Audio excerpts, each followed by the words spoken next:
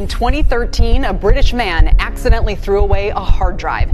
It contained 7,500 Bitcoin. Fast forward to today, the crypto inside that hard drive is worth more than $350 million. Anyone who's lost something knows the frustration of trying to find it. But most likely that pales compared to what a man in Newport, Wales lost and where he's trying to find it. The saga of James Howells begins in 2009, long before Bitcoin became a household name or an investment buzzword. As an IT engineer with a knack for dabbling in tech experiments, he mined 8,000 Bitcoins on his personal computer. Back then, Bitcoin was worth less than the price of a loaf of bread. I was just tinkering, he recalls. It was all very speculative, an experiment really. The Bitcoins sat quietly on a hard drive, their value dormant, like an uncut diamond waiting to be discovered. Life, however, moved on. After a mishap involving spilled lemonade, Howells dismantled his laptop and stored the hard drive in a drawer, treating it more like a relic of his tech escapades than a future treasure trove. Then came the fateful day in 2013 when, during a routine cleanup, he tossed the hard drive into a bin bag, inadvertently discarding what would one day amount to over £500 million. All the files that I believed I needed were already on my new computer. The drive was in a drawer on its own after an incident with a previous laptop, and I thought that I'd taken off everything I needed. Any hesitation, any moments before you chucked it in with the boxes and the bottles to bring down? As soon as I put it in the bin at home, I had a second thought, in the back of my mind. You've never thrown a hard drive out before. Why start now? You shouldn't do this, sort of thing. A little demon in the back of my head, sort of thing. But yeah, I didn't take it out. It stayed in the bin and then came down to the landfill site here with the other bags that I brought. I didn't realise until months later, he says, his voice carrying the weight of years spent replaying that moment. You brought the bags down, you threw them in there, didn't think twice before driving off. When did the penny drop that actually what you'd thrown away was worth a fortune? When I started to hear stories of the Silk Road shut down and obviously other individuals making their profits and their millions, the penny dropped then, that I had 7,500 Bitcoins on a hard drive that I'd thrown out a few months ago. Bitcoin was just starting to get some attention in the media, and I thought, hang on, where's that hard drive?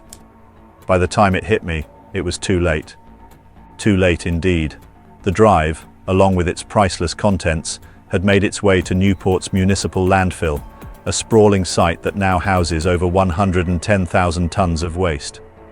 For most people, such a realization might lead to a moment of despair, followed by reluctant acceptance. For Howells, it sparked an obsession. I couldn't let it go, he says simply. And so began a quest that would dominate the next decade of his life. So for people who don't understand virtual currencies, they wouldn't have thought it's a problem throwing away a thing, a hard drive. But to get your money, you would need that hard drive. Yeah, there's a specific file on that hard drive called a wallet file, which the Bitcoin is stored in. And without that file, there is no way of getting the money back because there is no central server that records a log of it. The first hurdle came almost immediately. Access to the landfill required permission from Newport City Council, and Howells quickly learned that the council wasn't in the business of accommodating treasure hunts no matter how high the stakes. I approached them with a very basic plan at first. Nothing fancy, just an idea to sift through the area where the drive might be, he explains. They said no. They wouldn't even entertain the discussion. You've spoken to the manager here. They've been very nice to you. They've driven you around, but they've warned you there's absolutely zero chance of finding it. Basically, yeah.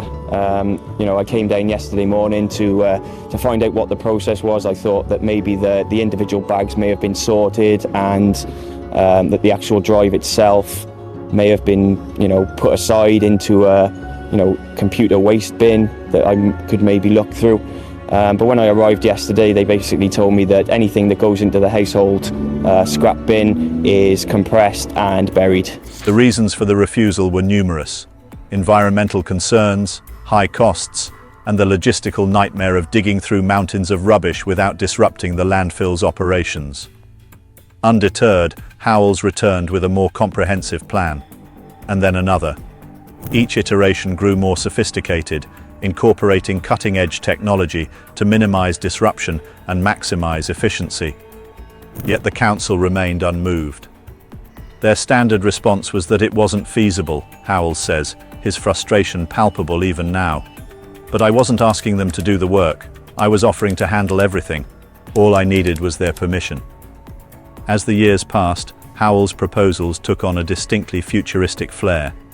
He partnered with hedge funds to secure financial backing and enlisted a team of engineers and environmental scientists to refine his approach. His current plan, estimated to cost £11 million, reads like the plot of a science fiction film. It involves robot dogs patrolling the landfill to identify potential hotspots, AI-powered sorting machines sifting through the waste, and even a replica landfill where his team can train before the real operation begins. What we're actually searching for is a bare laptop hard drive. So the idea is that we excavate the waste would enter the hopper feeder, at which point it would be fed onto a conveyor belt. We would have the AI scanning system and a robot arm. Finally, we'll have a sorting machine which is designed to filter objects based on size. I know it sounds like something out of a movie, he admits, but this is real life. The technology exists. We can do this. The council, however, remains skeptical. Their primary concern is the environmental risk associated with excavating the landfill. Disturbing the site could release harmful gases, contaminate the surrounding area, and violate the strict environmental permits that govern its operation. They've told me it's not worth it, Howells says. But how can you put a price on this? It's £500 million. The financial stakes are astronomical, and Howells has sweetened the deal by offering the council 25% of the recovered bitcoins, a sum that currently exceeds £190 million. The funds, he argues, could be used to revitalize Newport, support local projects, and transform the city into a global Bitcoin hub. This isn't just about me, he insists. It's about what this money could do for the community. James, I'm sure there's an awful lot of people feeling for you right now. How do you feel stood here? Well, absolutely devastated, as you can imagine. I just wish I could go back in time and not throw that drive away. I'm told the landfill site, well, you've seen it, is about, well, 1 or 2 football pitch sizes. Is there any temptation to maybe send out a search party, go digging? To be perfectly honest, I don't have the resources, the funds or the manpower to start that, especially without the guarantee of receiving money at the end, because as you know, we're on a landfill site. There are many other sort of substances that are thrown in with that as well. So, I mean, there's a potential to find the drive. Is it still working? Can the data be recovered? I have no idea. When I went up to the landfill site yesterday, my first thought was, I've got no chance. To bolster his case, Howells has proposed an environmentally friendly component to the project. His plan includes capturing methane gas from the landfill, a harmful greenhouse gas, and converting it into renewable energy. It's a win-win, he says. We recover the hard drive, and Newport becomes a pioneer in green energy.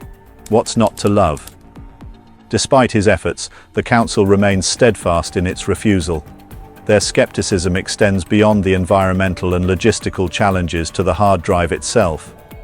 I basically tried to put a plan together to try and retrieve, the object and recover the data. After more than a decade buried under tons of waste, what are the chances that it's still functional? Howells dismisses these doubts with characteristic optimism.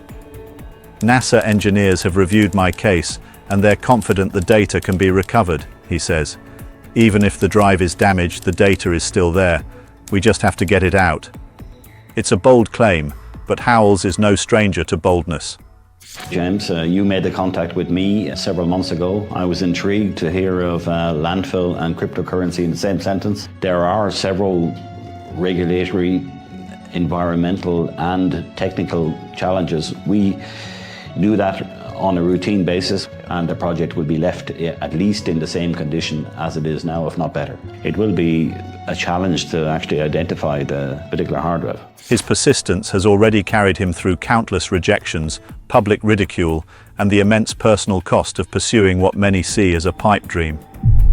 "People love to call me crazy," he says with a wry smile. "But if someone told you there was £500 million buried in your backyard, would you just leave it there?"